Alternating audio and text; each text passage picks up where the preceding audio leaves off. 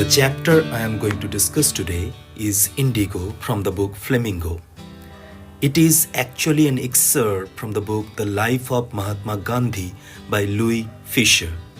The chapter throws light on the Champaran Satyagraha movement, which is considered as the first Satyagraha movement in India led by Gandhiji.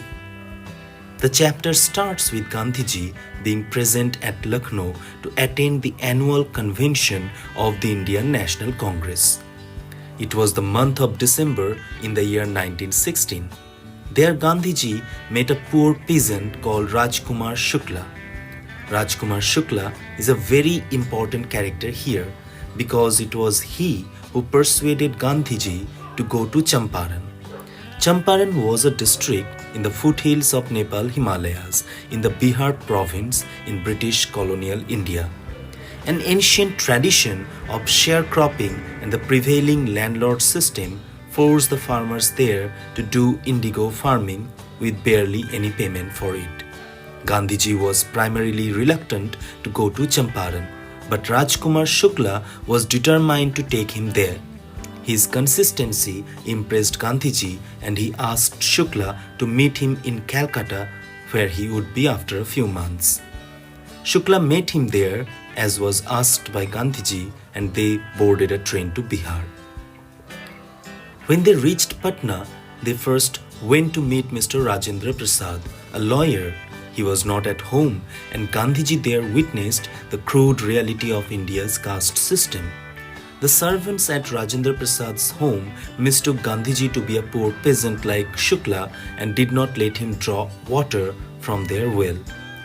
Gandhiji then visited Muzaffarpur where he had an acquaintance called J.B. Kripalni. He stayed there for 2 days at the house of Professor Malkani, who was a teacher at a government school. Gandhiji was highly impressed with Professor Malkani as, despite being a government employee, he showed sympathy to Gandhiji. Gandhiji met the lawyers there who often represented the peasants at law courts. He was disheartened to learn that the lawyers filled their pockets with the money from the peasants and did little good to them. He said it would be better if they avoided the law courts completely, as it was not going to solve the deep-rooted problem of sharecropping and the landlord system of Champaran.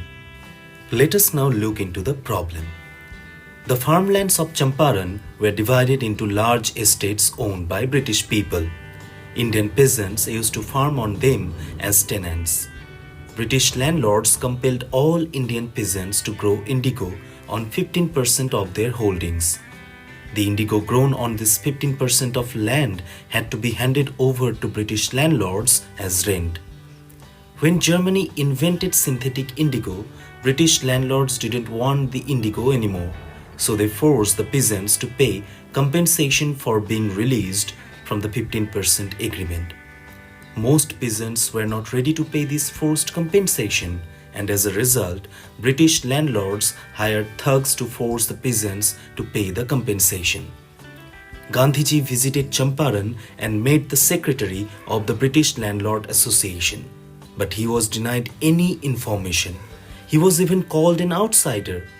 When he went to meet the British official commissioner of the Tirhut division, he was mistreated. Gandhiji then proceeded to Motihari and was received by hundreds of peasants there. He learned that a peasant was maltreated in a nearby village. He decided to go there and see what had happened. As he proceeded on the back of an elephant, he was stopped by a messenger of the superintendent of police and was taken to his office. There he was served a notice to leave Champaran. Gandhiji signed on the receipt but wrote that he would disobey the court order. As a result, he was summoned to the court the next day. This irked the peasant community, and the next day the streets of Motihari were flocked by thousands of peasants from far and wide. They didn't know Gandhiji's record in South Africa. They just knew that a Mahatma had come to fight for them and was now being bullied by the authorities. A new movement started. The authorities seemed helpless, but Gandhiji came to their rescue. he pacified the crowd and entered the courtroom. The British officials were visibly rattled, and there was discussions whether the trial could be postponed, to which Gandhiji showed strong disagreement. Finally, it was decided that the court would not deliver a judgment for several days. Meanwhile, Gandhiji's lawyer friends Rajendra Prasad, Brij Kishore Babu, Maulana Mazharul Haq and others arrived, and they were ready to go to jail with Gandhiji. They agreed to fight with Gandhiji for the peasants of Champaran. Gandhiji commented that the battle of Champaran was won. Later, the case against Gandhiji was dropped by the court, and as a result, civil disobedience triumphed for the first time in modern India under the British rule. Gandhiji, along with his lawyer friends, proceeded with a full-fledged inquiry into the grievances of the farmers. About 10,000 farmers explained their misery, and their grievances were noted down. Evidences and documents were collected against British landlords. In June, Gandhiji was summoned to Sir Edward Guide, the then Lieutenant Governor of India. Gandhiji planned for another wave of civil disobedience movement if he should not return. After 4 protracted interviews with Gandhiji, the Lieutenant Governor appointed an official commission of inquiry into the indigo sharecroppers' situation. When the report of the inquiry commission accused the landlords of illegally extorting money from the peasants, they agreed to pay a refund. Gandhiji demanded only 50% of the extorted amount to be returned. British landlords, planning to create a deadlock, wished to return only 25%. But they were caught by Gandhiji on their own mark. Gandhiji agreed to their term. Gandhiji said that the amount was not important. What was important was that the British landlords agreed to surrender part of the money, and with it part of their prestige. After the successful end of the Champaran conflict, Gandhiji focused on large-scale social work in the district. He opened schools, provided medical assistance to poor peasants.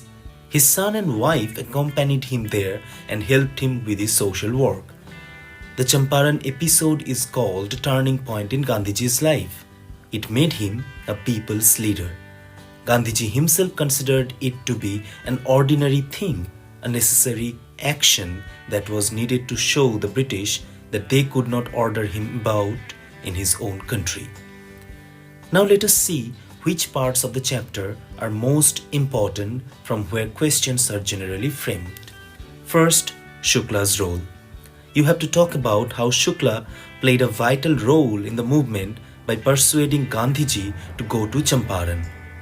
Next comes Gandhiji's experience at Rajendra Prasad's house that throws light on the prevailing caste system of India.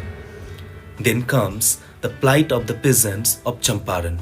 You have to read in detail why they were forced to fight against British injustice. Then comes the beginning of the first civil disobedience movement. Here you have to read how Gandhiji was summoned to the court and how it urged the peasants, which resulted in a spontaneous movement. Finally, what agreement was reached both by Gandhiji and the British landlords. Another important question comes where you are asked to explain why the Champaran movement is called a turning point in Gandhiji's life. Here you have to explain how the movement established Gandhiji as a people's leader. That's all for today. Thank you.